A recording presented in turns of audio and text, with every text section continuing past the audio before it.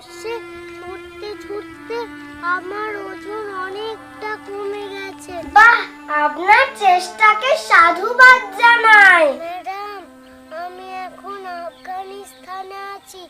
বলছি এখানেই থামবো না ছুটতে ছুটতে রাশিয়ার দিকে রওনা দেব?